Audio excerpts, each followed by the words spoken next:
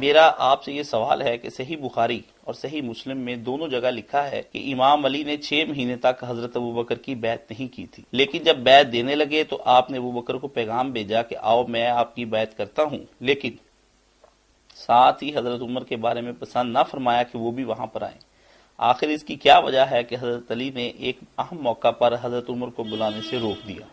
یہ پہلا سوال جو حضرت علی رضی اللہ عنہ کی بیعت کے بارے میں کتابوں میں بے شک ایسا بھی ہے کہ اسی دن حضرت علی رضی اللہ عنہ نے بیعت کر لی تھی اور حضرت زبیر رضی اللہ عنہ،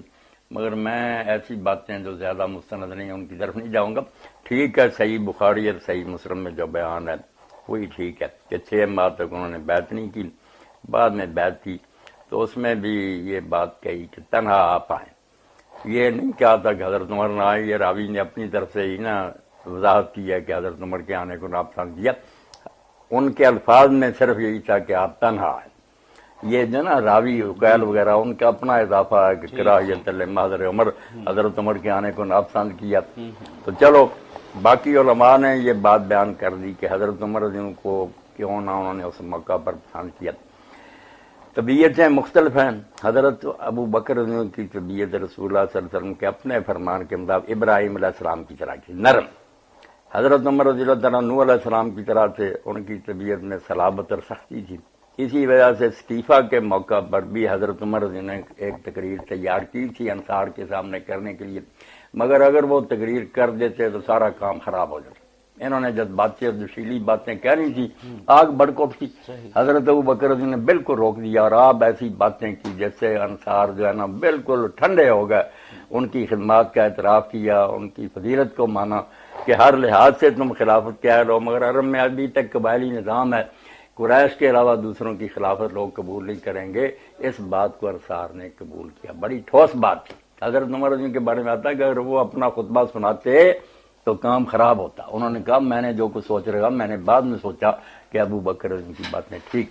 یہی وجہ تھی کہ حضرت علی رضی اللہ عنہ نے کہا کہ 6 ماہ ہم ناراض رہے ہیں، اب کچھ ہمارے دل مائل ہوئے ہیں کہ چلو ہم مسلمانوں کا ساتھ دیں۔ تو حضرت عمر رضی اللہ عنہ اگر آئے نا تو ان کی طبیعت میں وہی سختی اور جذباتیت ہے، اگر انہوں نے پھر کچھ تیش کی باتیں کی تو پتہ نہیں پھر ہمارے دل جانا ان میں انقباض پیدا ہو جائے اور ہم پھر سے اپنے ارادے سے ہٹ جائیں، اس لیے انہوں نے یہ بات کہی، ورنہ حضرت عمر رضی اللہ عنہ سے وہ کوئی نہیں ناراض تھے، ساری عمر ان کا ساتھ دیا۔ اور حضرت عمر رضی اللہ عنہ جو کہا کہ آپ تنہا نہ جائیں، وہ بھی یہ بات نہیں تھی قتل کر دیں، یہ کہ حضرت ابو بکر نرم، انہوں نے اگر زیادہ باتیں کی نا کہ حضور کے ہم وارث سے آپ کے رشتہ دار سے ہمیں نظر انداز کیا گیا، جیسے کہ حضرت علی رضی اللہ عنہ نے اس موقع پر کہا بھی کہ ہمیں کوئی حسد نہیں آپ سے، نہ ہم خلافت کے کوئی حریص ہیں، مگر حضور کا خاندان ہونے کی وجہ سے ہمارا اتنا تو مقام تھا نا کہ مشورے میں ہمیں شریک کیا جاتا، آپ لوگوں نے ہمارے مشورے کے بغیر یہ حکومت سنبھالی، تو ان کی باتوں سے پھر حضرت ابوبکر رضی اللہ عنہ بھی روتے رہے۔ تو اب حضرت عمر اس بات سے ڈر گئے کہ کہیں وہ ایسی باتیں نہ زیادہ کریں کہ حضرت ابوبکر کو اور ہی فیصلہ کرنے پر مجبور ہو جائیں، نرم طبیعت آدمی ہے، اس لیے انہوں نے کہا کہ تنہا نہ جائیں۔ حضرت ابوبکر رضی اللہ عنہ نے کہا نہیں، ان سے کوئی ایسا اندیشہ نہیں، نہ وہ میری توہین کریں گے، نہ کوئی زیادہ ناجائز مطالبہ کریں گے، بات اتنی۔ حضرت عمر کی سختی کی وجہ سے انہوں نے کہا کہ بات یار کچھ طے ہونے لگی ہے، اگر پھر آ گئے اور جوشیلی باتیں کی تو پتہ نہیں پھر معاملہ بگڑ جائے۔ یہ سارا فتح الباری، نووی، ابی، جتنے شارحین ہیں انہوں نے کھول کر یہ سب کچھ بیان کر دیا۔ باقی جو بیعت نہ کرنا نا ساری امت کے لیے ضروری نہیں کہ کتنا ہر آدمی بیعت کرے، صرف اتنا ہے کہ خلاف نہ کرے اور بغاوت نہ کرے۔